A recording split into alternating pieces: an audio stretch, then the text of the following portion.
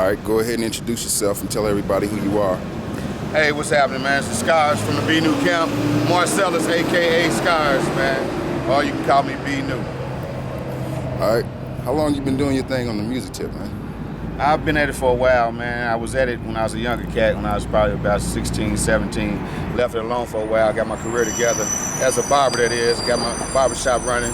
Got back into it, met a young guy named Solo, man. He turned me on to a lot of the new programs. Got me back into it. That's been about 6, 7 years ago. And since then, man, I started the B New Camp. Been doing a lot of production, a lot of different cats. Hurricane, Daddy-O, a lot of the greats out of the field, man. Yeah, man, I remember when I first got in the game, man, it was a lot of educational rap, like you would tell stories. You had like Dana Dane. This is going back, man, you know, so I guess it's telling my age, but it's all good, OG. But back when, man, it was more storytelling and things like that, and you had to really use your skills and putting your words together and things like that. Nowadays, I think it's more so snap music, dance music, which is all good. You know, time brings change, and that's one of the songs on my track. One of the songs on the album, man. We'll get back to that another time. But anyway, time does bring change, man, and things have. In the club, you see a big difference from the house parties when I was younger and now, the music now. You know, it's mostly about shaking the booty and all that. Back in the days, everybody would be wet at the club. Oh, dudes, chicks, everybody's wet. Back wet, you know, from dancing. You know, nowadays, Cass is doing what I'm doing, just sitting here chilling at the club, you know, like this, you know. But I guess it's all about the change of the times and the swagger done changed up a little bit, you know. But yeah, anyway, man, they call me Marcellus, man, aka Scars from the B New Camp. I started B New about 6, 7 years ago. Started doing clothing line, which I had, some of it I have on right here, B New. My daughter did my logo when she was 2 years old. It was just a scribble, so we took a scribble and made a fashion with it. So anyway, and that pumps me too to keep it going, man, you know, so I put that stamp on everything. My movies, I do the movies like that, man. Street.Credit, matter of fact, that's my buddy, man, and he turned me on to the things he was doing years ago, you know, and I had ideas of doing things, but he did it, he was already into that. He's doing documentaries, I love him, you know what I'm saying? Real cats do real things, man. I'm finally made it on this DVD. I've been trying to get on it, man. I appreciate that. But yeah, a lot of the cats that he dealt with is the cats that's in my circle too, like Kid Whites and the Young Bells, Solos, Daddy-O. All them cats is cool with me, you know what I'm saying? I'm cool with them. We scratch each other's back. So I've done some songs with a couple of cats, so they've been on some of my singles or my albums or something like that. You're gonna chop this up to it. Mm-hmm. Yeah, but a lot of the cats in the city, some of the hottest ones I have featured on my new album called One Life to Live. I got Hurricane on there, on that main song, the single One Life to Live. And I have Solo featured on Watch Me remix. And y'all gotta hear that, man, it's hot. Produced by me, I do my own tracks. Solo might give me some help on some engineering and things like that, but I do my own tracks, man. Other than getting advice, man, I do it myself, man.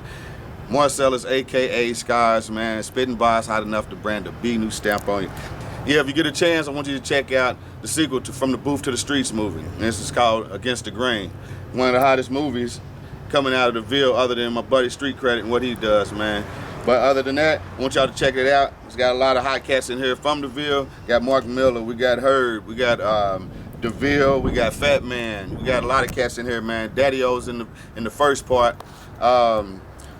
Anyway, man, I have the volume 3 out, From the Booth to the Streets. All right, check this out, man. From the Booth to the Streets, volume 1. We did a documentary, B New. Had a lot of cats on there, interviews and stuff like that. Then we did volume 2, had Our Prophet and a lot of B Sims and some of those cats on there. Then we did I think we did the movie From the Booth to the Streets after that. And it was okay, man. I like that. It's got pretty good reviews, but after we dropped the sequel, Against the Grain, it got better reviews. You know, I had learned a lot more things with editing and storytelling, you know, when I'm writing and things like that. So they call me Marcellus, aka Scars from the B New Camp. Trying to do this, man, bring Louisville up out of I know you're gonna hate this shit. But yeah, we're trying to bring Louisville up from the bottom, man. All the cats is coming together, and it's a good thing. Back in the days, a lot of cats were separate. They didn't do a whole lot of connecting and things like that. Everybody's trying to be the man, but as long as we realize we get together and we make a bigger and more powerful impression, we'll make it a lot farther, man. Believe that. Because since we've been doing this thing, man, Street.Credit been getting people on DVD. And since I've been doing that stuff, man, a lot of people's been coming together and we're getting a lot more exposure and a lot more attention. A lot more A&Rs are coming down here checking us out now, too. I've been peeping that. So if you get a chance, man, check the movie out, the sequel, to, From the Booth to the Streets. This is called Against the Grain. All right, got a lot of local cats in here from the Ville, 502. All of them supporting me, man, and we scratch each other's back. We're trying to come up out of here, man. A lot of DVDs on the shelf. Much love, Street.Credit. Everybody else, you know what I'm saying? Okay, and then we go whatever. What else you want? Okay. Take us back to the first time, you know, when you was just getting started in the game. Walk us through what led to you taking this thing more serious. Okay. Man, when I first got started in the game, it was, like I said, it was like a hobby type of thing, man. I enjoy music. I like making music and writing and things like that. And, you know, me and my buddies might get together on the bus stop or something and spit against each other, see who's the hottest, like a challenge, see who got the hottest freestyles and stuff like that.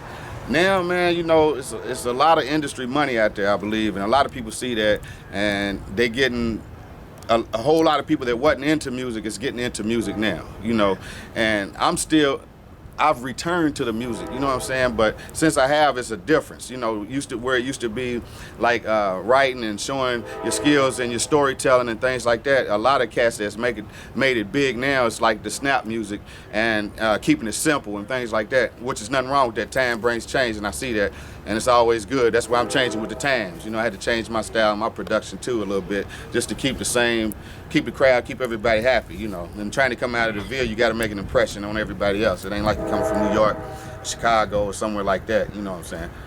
All right. Okay. How did you get into the booth? Did you have your own stuff? Was that the first time you recorded something? And then, you know, walk us through that. Did somebody say, hey, come on in here and do whatever? Well, no, actually, I started with my own things at first, you know, and like I said, I met Solo. I think he was like 14 when he came in my barber shop when he first moved to Louisville from Chicago. Young cat, you know, a little cocky, but he was hot. Had to respect him, you know, he was hot. He could spit, and he knew how to make music. So he turned me on to Fruity Loops, and I had some computers in the shop, you know, my computer in my store. He showed me, he downloaded that for me, got the CD for me, got the Fruity Loops on there, showed me how to work with that. And since then, I've just added things to my arsenal, I guess you would say. I went from Fruity Loops to Pro Tools, MPC, sound modules, things like that, you know, and just basically progressing in the things that I have, you know, and my sound to make my production and my sound better. Because Fruity Loops is cool, but when you want better production, you got to get better things, you know. And some people in the industry still use that, not to knock Fruity Loops, you know, because some cats I know have hot tracks using that, you know what I'm saying? You know. Okay, and then once you did your first, walk us through your first project that you put out. How long ago was that? Who you worked with, and kind of some of the gist, summary of the album. It was like 7 years ago. It was with Solo. You Ain't Hard For Real. That's the name of the song. I think he did the track. I believe he did that track, You Ain't Hard For Real. And we did a video in this building, actually. After I moved over here, we did a video in this building for the song, You Ain't Hard For Real. And we never put it out other than maybe about 200-300 CDs on the street or something like that. But that was the first project I did, and that was the first cat I worked with. Okay. What was the lyrical content? What was the message in the song, in the release? Well, the message was actually just to say, I guess it was like, you know, a lot of cats run around and they act hard, but when it comes down to it, some of them are not. Some cats are now. The majority, actually, is some hard cats out here, you know. But a lot of cats are not. You know, some cats come from a good home and everything, ain't never had to be hard. You know, always had everything, but then they get around a certain crowd and they want to act like just because we got something in common, maybe living on the same block, my daddy know your daddy or something, we feel we have to hang together all day, but that causes friction if we're not a lot alike. You know what I'm saying? So I believe that that's what happens. The first song, the song we did, with the You Ain't Hard For Real song, man, it was really a message about cats that really pretending to be hard to fit in certain crowds, but they're not hard for real when it really comes down to it. And I believe the hook was, you got a gun, you got a knife, you got a baseball bat, but you ain't hard for real. You ain't hard for real. And I don't remember the rest, but that's been a while, man. But it basically, sum it up, make a long story short, is that it was just about cats that's trying to play hard, that's not really hard. When it comes down to it, they're the first to run, and that's it. You know what I'm saying? That's what that was about, you know. That was the first one, solo. Okay. What kind of response did you get in the streets, you know, with the CDs that you put out? I got a good response. I have, as far as, you know, the reaction I got from it was good. A lot of people like that. I performed it on Derby last, about 2-3 Derbys in a row. We performed that song, man. Got good reaction from it. The crowd liked it. You know, people understood that. A lot of people can relate to that because a lot of people know those type of cats. It's not hard for real, you know. Okay. What do you think is the most important thing that you've learned over these years? If you were to start over, what would you do different? If I was to start over, what would I do different? If I was to start over, I guess I would not put out something until it's completely finished, until it's a complete project. Because when you first start, you start throwing out music, you think it's hot sometimes because of your circle around you and stuff like that, which sometimes it's all right, but the production might not be up to par. But if I had to do it over, I would make sure I had the necessary items I needed to make the quality nice, man, for production, man. That's one thing I would do different. Even though I've only put out probably 3 to 4 CDs before my production, you know, got to this level, but I would do that different. I wouldn't put out anything unless it's right, ready for radio at least, you know. What would be success for you in this music business? To be able to do it whenever I wanted to, without having to worry about getting up, going to work, or anything like that, and be really paid from it. Not necessarily, I don't have to be rich from it. I enjoy doing it as a hobby, you know. So if I can get paid for it, you know, that's bigger than what, you know, on the big scale, then that would be beautiful, man, you know. But other than that, I'm cool if I can just have free time to do that whenever I would like to do that, without having to take off to be locked down at a job or something like that. Even though I own my barber shop or something, you know, I still have to go to work, you know. Okay. What do you think is the biggest factor holding back the city? Why hasn't the city become like Atlanta? Or do you feel that the talent is here? Or do you feel that, why do you feel? I don't know, a lot of it has to do with the mentality of people not working together, because some people have information that the other guy may need, but they blocking themselves and not dealing with it, you know, so, that slows them up from getting in, you know, the positions they need to be in, meeting that one guy that they could meet to take them to the top, you know.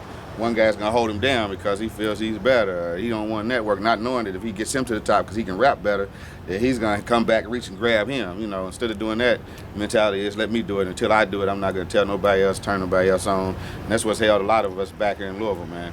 But now you can see it's growing because people are networking together. You know, Hurricane's got his help me. What's the name of that? Kentucky. He's got the Kentucky. He'd kill me if he knew I couldn't remember this, but Hurricane's got this thing every Thursday night up there, man, and Kentucky USA, that's the name of it. And that's a good thing. It's about everybody getting together and showcasing their skills and the songs and everything, what they have in front of each other, and whoever else may come to check it out. But that's what it takes, to listen to each other and open up your ears to everybody and network, collabo, take it out here, get some attention from the big guys so they come down here and start looking for us, man. Because we're here. We're here. Okay.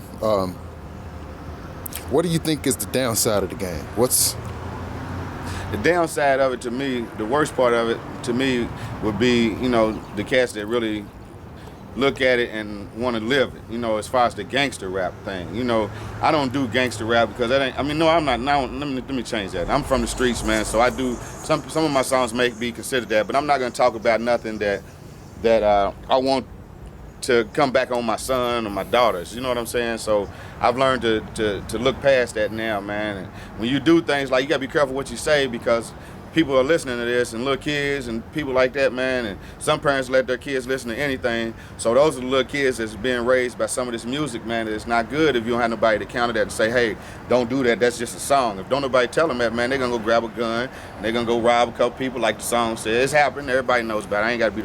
I'm not the first to say it. It's been going on for years, man. Since NWA and a little bit before that. You know what I'm saying? So you gotta be careful. I just don't want to contribute to the deaths and the murders out here by something I've said. You know. Okay, well then, so in your later projects, or what about now, are you trying to portray a positive message? What is the message behind the music, if there is a message? Well, that's why I guess Be New. That's why I named, I'm Be New. I want to be new. Be new just means being new, doing something different and for the positive. Not following everybody. It's like being a leader. Be new. Like Street.Credit. Be new. Do something new and positive, man, and don't just do something because that's what the end thing is to do. So I try to be different. I try to be new, and that's what my focus is in everything I do. Try to be different and at the same time being new. Not just be different and go to the left when everybody's going to the right. I can go to the right with them, but I'm gonna be different. I'm gonna stand out in that crowd. That's what I'm about. That's what I try to do. Okay. So what's next for you? Well, what's next is I have a movie I'm working on called Amends.